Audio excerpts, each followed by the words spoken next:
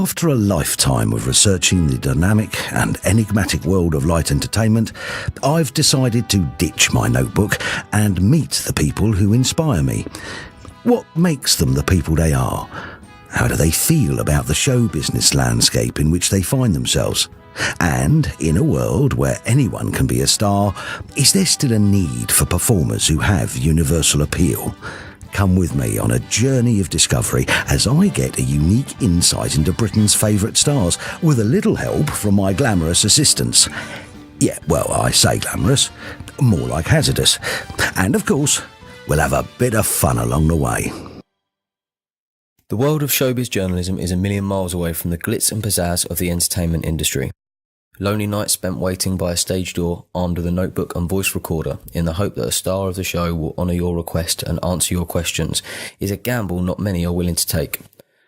But for more than 40 years, John Hannam has defied the odds and is a success story of local showbiz journalism, first as a reporter for the Isle of Wight Evening Post, before landing the now infamous John Hannam Meets on Isle of Wight Radio in 1990. In 2015, embracing the impact of online content, John Hannam Meets made a successful move from radio to an online podcast, and the stars continue to align for the local man who's brought a slice of entertainment to such a small island. I was interested to learn more about the man himself, and coming into his fourth decade in journalism, why does he remain so in love with show business? Ladies and gentlemen, Mr. John Hannam. Okay, so John, you've been a showbiz journalist for over 40 years. Firstly, tell us about the major changes in entertainment that you've charted in that time. Well, the entertainment industry has changed so much, particularly from an interviewing point of view. In the early days, you could get to people, you could go and approach them, and they were always cooperative to give interviews. But now, in more recent years, there's minders and so many people close to them that it's harder to get interviews from my point of view. But going back to the entertainment industry, yesterday I was at the Theatre Royal Portsmouth and I was covering a pantomime or a musical, Santa Claus the musical, and it took me back to the 1950s, which is the first place I ever saw a show.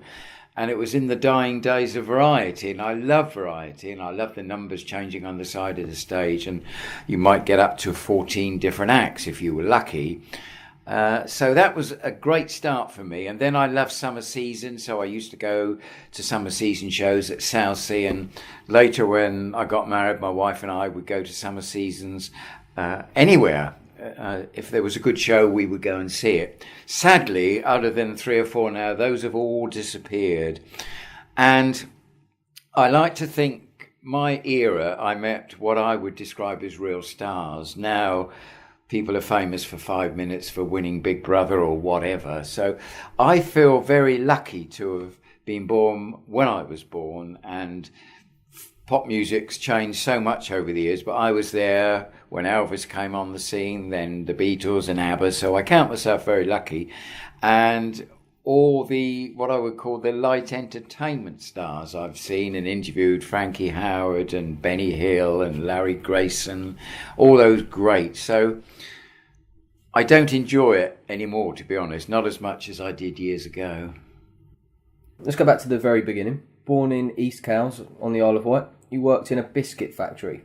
I actually, when I left school, I went to work for Gould, Hibbard and Randalls, which were a mineral water manufacturers on the Isle of Wight, where Marks and Spencer's is now.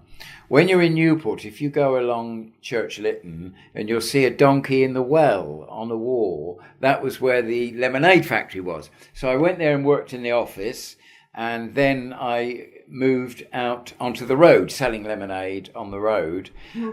So that's how I started. Then eventually I joined United Biscuits in 1969, which was McVitie's, Crawford's, McFarlane Lang, and then we sold KP Nuts and Terry's Chocolates. So I worked for them from 1969 till about 1998. Then I decided I'd had enough and I wanted to do full-time what I've done ever since, which is work as a journalist in the entertainment industry, and I don't regret it for 1 minute.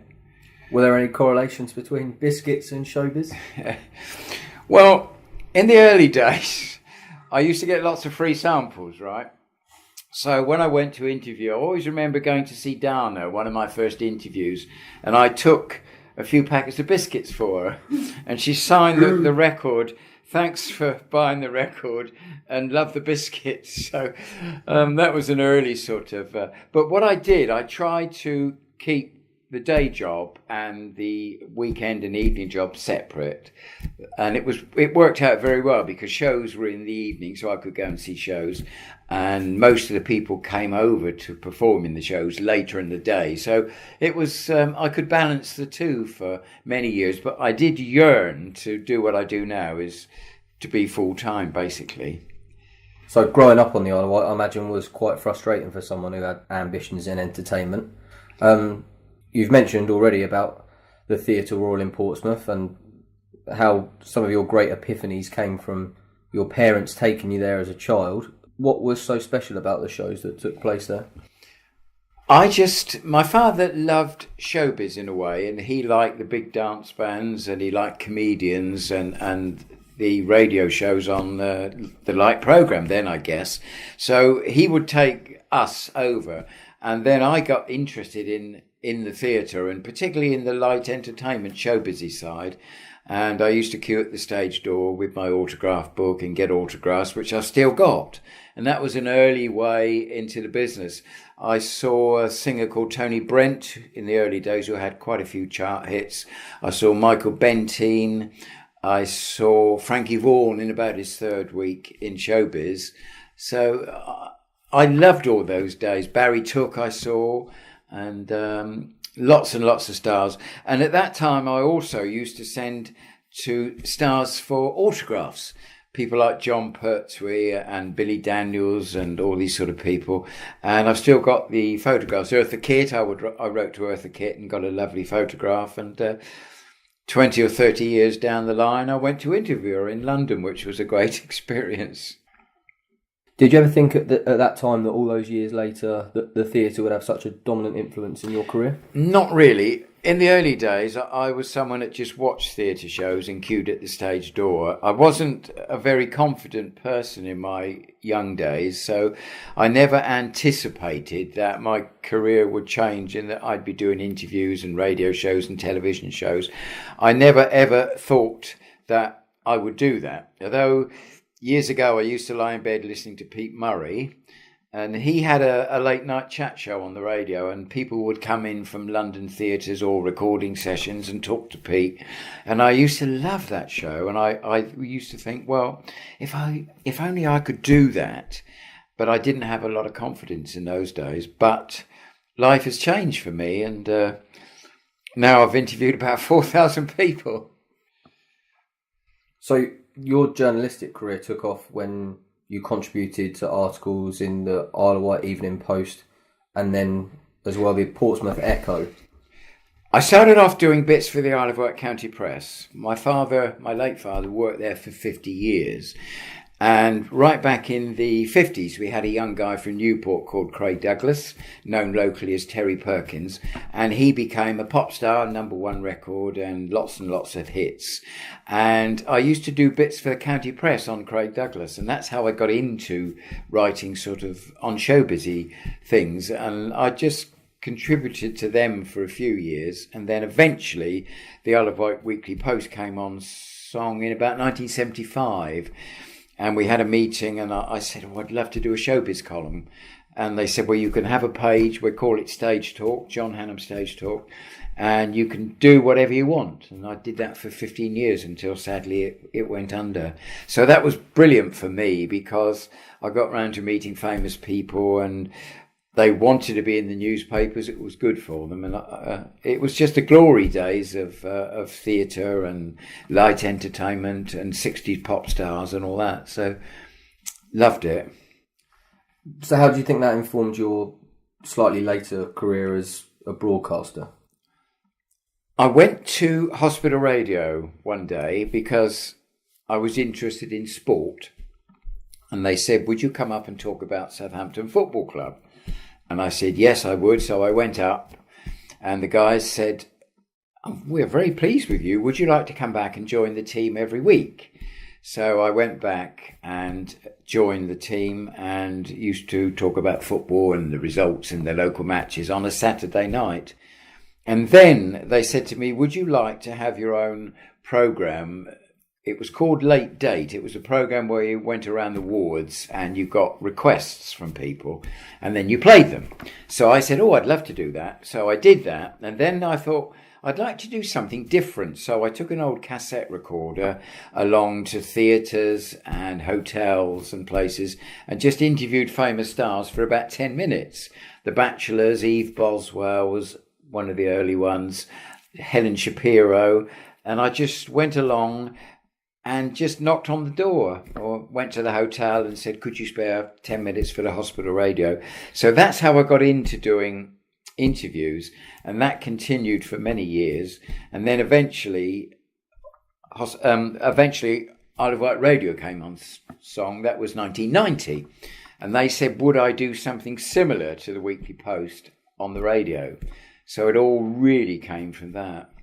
So would you say that stint on the hospital radio allowed you to sort of hone that craft? Very much so. I used to do live shows on there, which was great.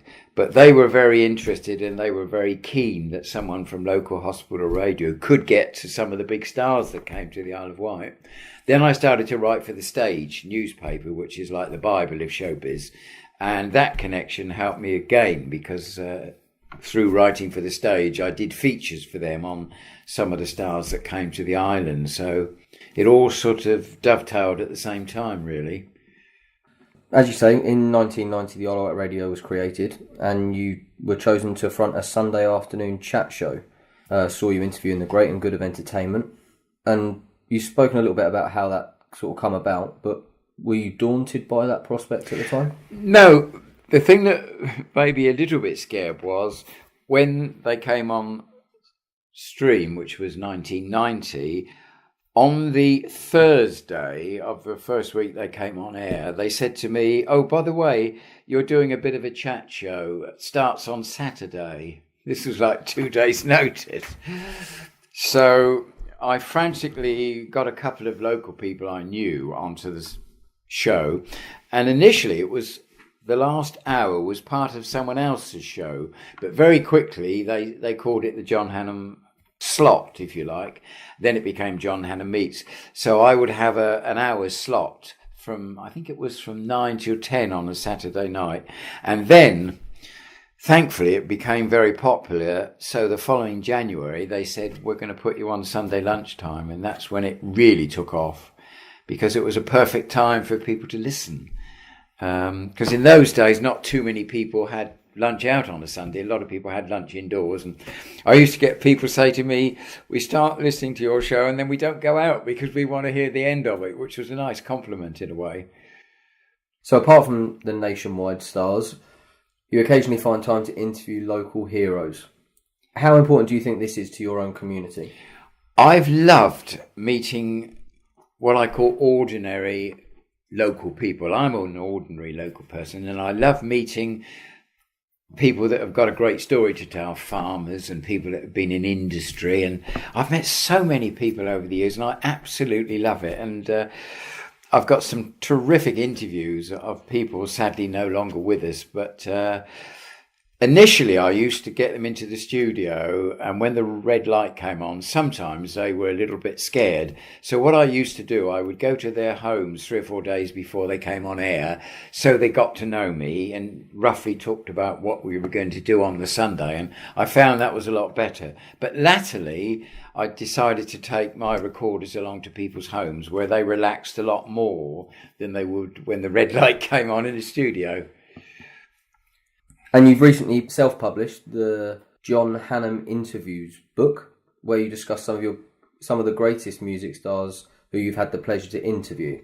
Yeah, this idea, I did bring a book out in 1990 called I Was a Stage Door Johnny, which was basically my story and how I got into what I do today. And then last year, Marty Wilde said to me, come down to Warner's at Bembridge. No interviews, I just want to talk to you. So I go down, we have a cup of coffee, and he said, what do you do with all your old interviews? And I said, well, I've got every one from 1974. And he said, well, you ought to bring a book out, and I want the stories behind the interviews, not just like a bio. I want those that were nice to you, those that weren't, those that told you interesting stories that they may not have told anyone else. So that's how it came about. And Marty said, I'm writing the foreword. And he kept sending me emails. Have you started yet? Have you started? So once I started sending them off, he loved them. And he said, I want more, I want more, I want more. So that's how it came about. And it seems to be going quite well at the moment anyway.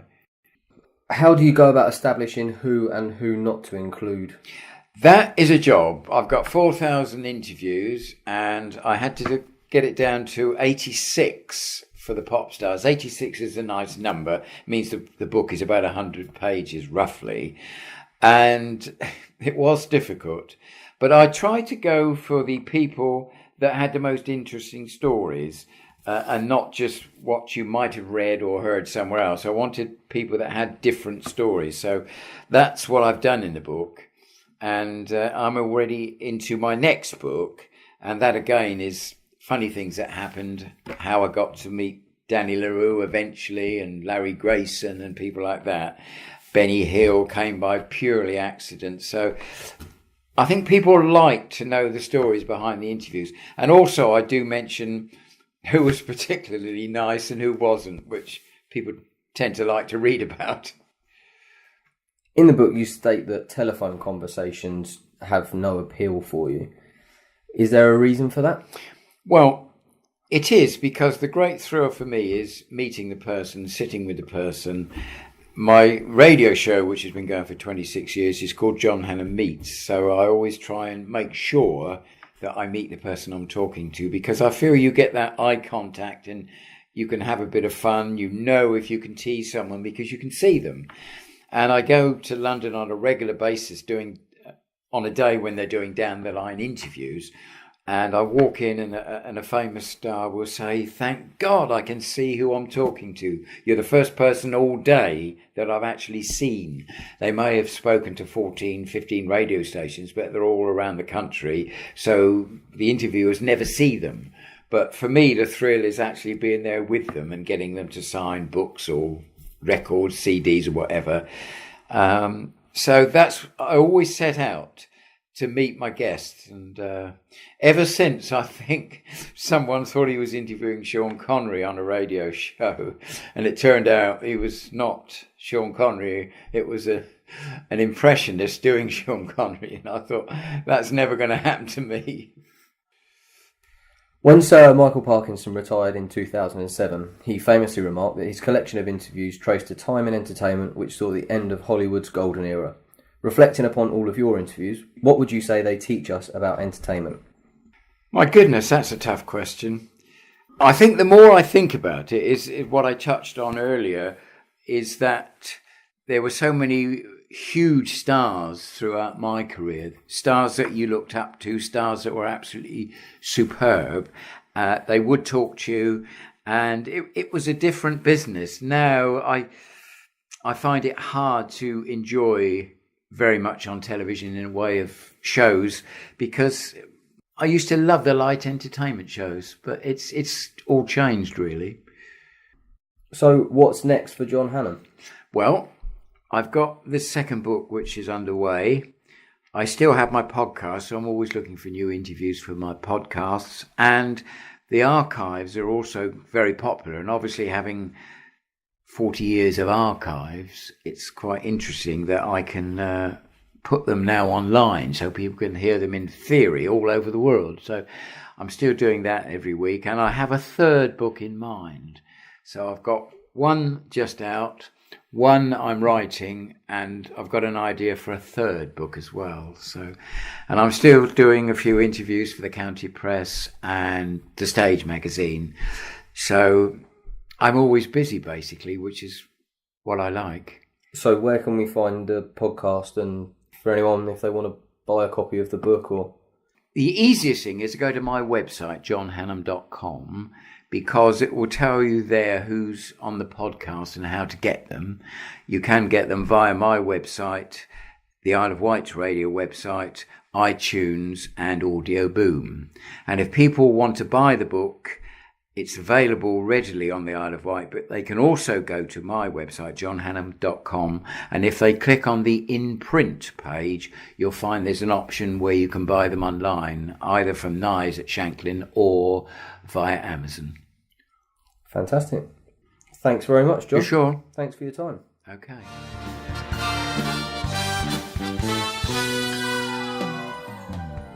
A big thank you to our guest for being the subject of another Beyond the Title interview. If you like this, why not browse the website and see if there's anything else that takes your fancy. Don't forget to like our Facebook page to receive updates of forthcoming interviews and to see more information about me and what I do.